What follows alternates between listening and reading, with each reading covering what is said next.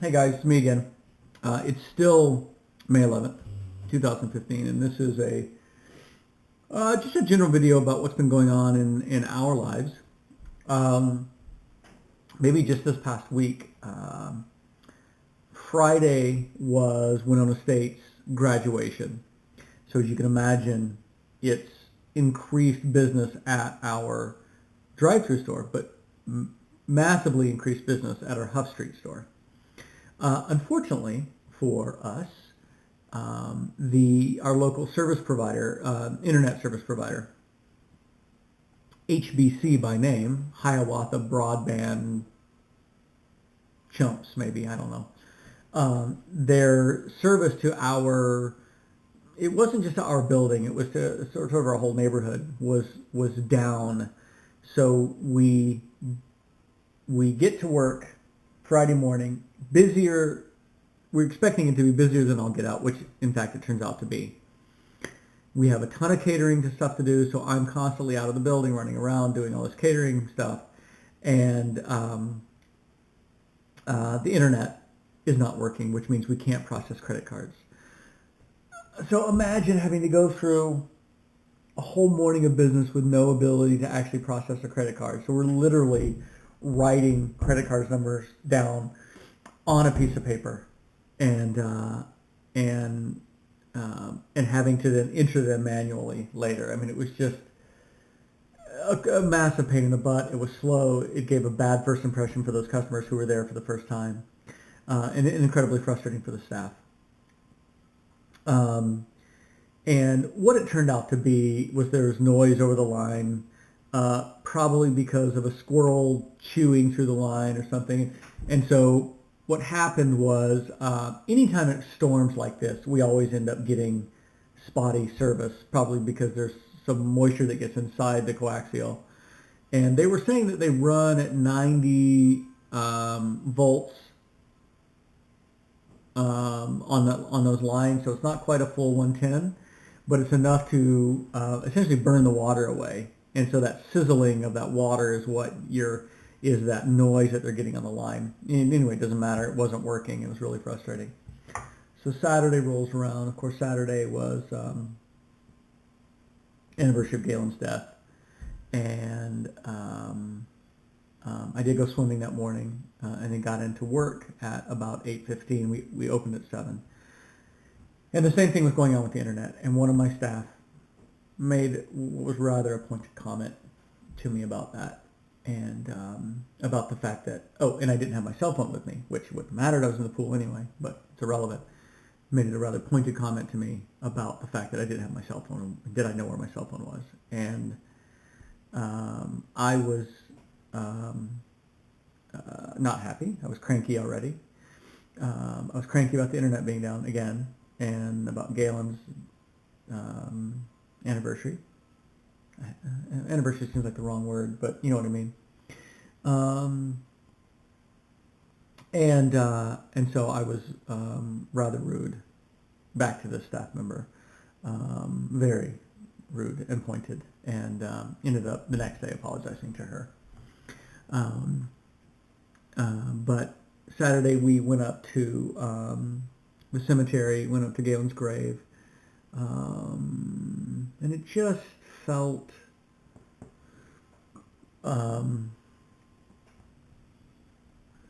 I don't know, felt powerless maybe, and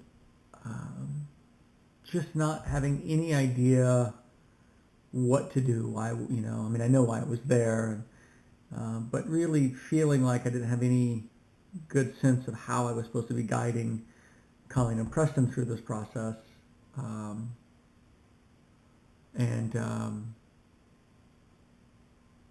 just I think that's probably why I've always tried to stay so busy. Now I'm trying to stay busy doing at least positive things with positive people. That's what I've always said. I wonder sometimes if that's quite the right thing to be doing, or if that's enough. Um, of course, how does one know, right? Everyone, I'm sure, would tell me that you do according to what your conscience is telling you or what you feel like you need to do. And yeah, that's all well and good, but still you want an answer. You know what I mean?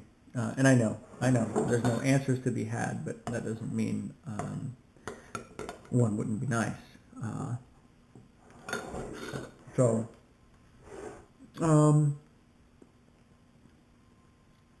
and Sunday was Mother's Day. That, I think it was kind of a bummer of a Mother's Day for Beth because Duncan didn't call and Marshall didn't call until very late at night. He's actually at your house, Dan, until like 9 o'clock at night. And I don't know what kind of stock, Nikki, that you put into Mother's Day, or but I think Beth would have liked a card from her kids.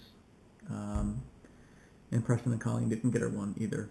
And I feel like maybe that should be, knowing that that's something that is important to her, regardless of whether it's important to me or not, knowing that it's something that's important to her, I feel like I should have gotten on the kids a bit more about doing something, even something small for her. For me, for Father's Day, I don't want stuff or really even cards. Just I'm just happy to just keep doing the same thing that I always do, which fortunately is on Sunday. That means swimming. But yeah, so that I think was kind of a bummer for her, which is too bad. So I'm already working on next year, of course. We're going to have the Norwegian men's curling team showing up in their comfy balls underwear, so that's something, I guess. And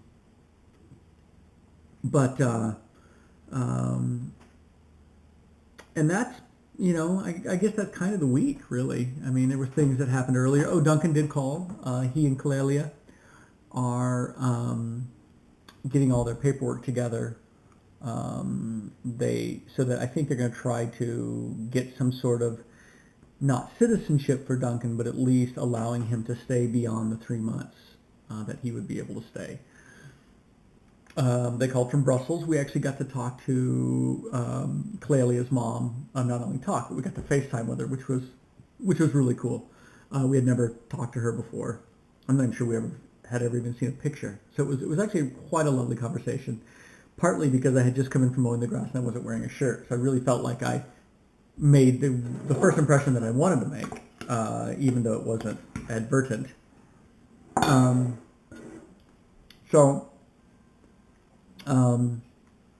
But they are going back to Tuscany. I can't remember the name of the little town that they're in, but it was a little fortified village, fortified from who? The Saracens. I don't know who was overrunning them at that time, but somebody. And Clelia's family has a place there that Duncan and Clelia are staying in, and they're pretty happy there. They've made an arrangement with a local landowner to grow produce on their land. In exchange, so they'll get the produce, but in exchange, the use of the land, they'll give all the excess produce to the landowner. So if you're thinking that sounds just like that they are modern day serfs, I think you've hit the nail on the head. They are serfs. My son is a serf. He's a surf punk. How cool is that? I got a surf punk for a kid. I've always wanted a surf punk. Yeah, too big for those grapes. I don't know. That was stupid. Anyway, surf punk. So, and Duncan has canceled his ticket to come back in June, so obviously they're just going to stay there for a while longer. I know they do plan on coming back and finishing up some work at Arco Santi eventually. I still have to make that wedding video. I haven't done that yet either. But yeah, they're pretty happy. Dan, of course, Marshall is relatively happy. I think he's pleased. He managed to score sufficiently on the ACT test, so that he can then go and take classes at Winona State University starting next year when he gets back. So that's also good. So he will not be returning to the public schools. Nikki, you did in one of your last videos talk a lot about school and pushing our kids and those sorts of things, and I thought a lot about that because what I thought about was how do I think about it, not necessarily just from my values or the things that I think are important, which may not be the same things that you and Mike or Dan, you and Sarah hold important. But I think that it's we have a sense of what is going to make our children that's going to give of what that thing is or what that path is that will give our children the best chance at having the kind of life that we think they need in order to be happy or content or productive or, in my case, just staying alive. And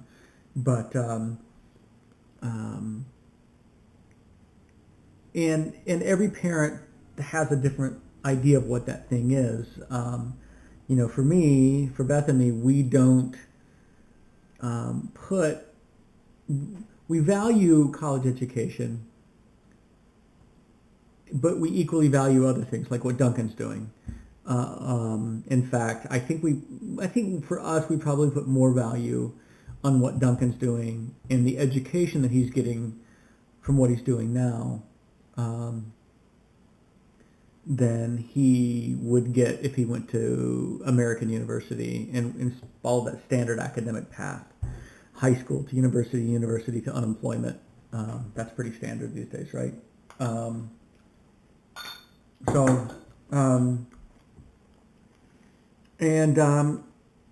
it's hard, when you have a child who's maybe pushing back against that, who wants to do different things. How do you, how do we balance those things out?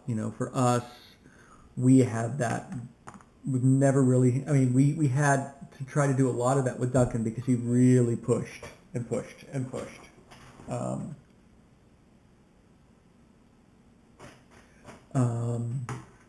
But Marshall is pushing in a different way. So I think we're all experiencing those same things, Nikki. And what we have to do is keep our heads and say, okay, these are the things that are important to us. Communicate that and communicate why we think that is, but also communicate the fact, I think this is important, the fact that, we're making the best decision we can based on the information we've got. And that may not cosmically be the best decision when we look back on it 60 years from now, but we don't have that ability. Therefore, we can't, I don't think we can get too, we shouldn't get too caught up in that kind of thinking. But also knowing that our kids are going to make decisions when they are no longer under our control, which really differs from each kid to family. For Duncan, it was, 16. And that we still love them regardless of those decisions that they're making. And we'll mostly support them. Sometimes we can't always support them. We can't always support every decision our children make, but we can still love them and acknowledge that they have the right to make their own decisions for themselves when they get to a certain age. And I have several staff who they're 19 or 20 years old and they keep saying, well, my parents don't want me to. And that's fine. But I think that children have to become adults at some point. I think 18 is a fine point.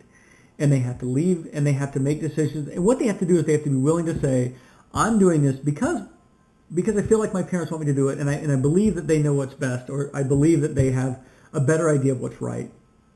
But I'm still making the decision to do this for myself. And I have a lot of I run into many college students who almost come across as victims, like they don't have any choice in the matter. And that one I don't agree with. They do have a choice.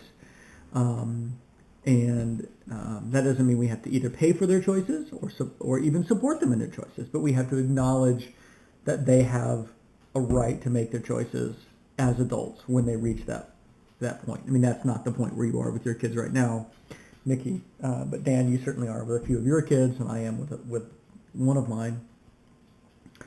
So, and sometimes we end up having to make some compromises because there are some kids at much earlier ages who really do want to decide their own road. Sometimes it's just a road that's not the road that we've decided for them, and we have to figure out how to navigate that. So anyway, I'm sorry I rambled on about that, but I am thinking about you guys. I hope you're both well. It's cold here, which is why I'm not wearing a shirt. But my balls are comfy, and that's important.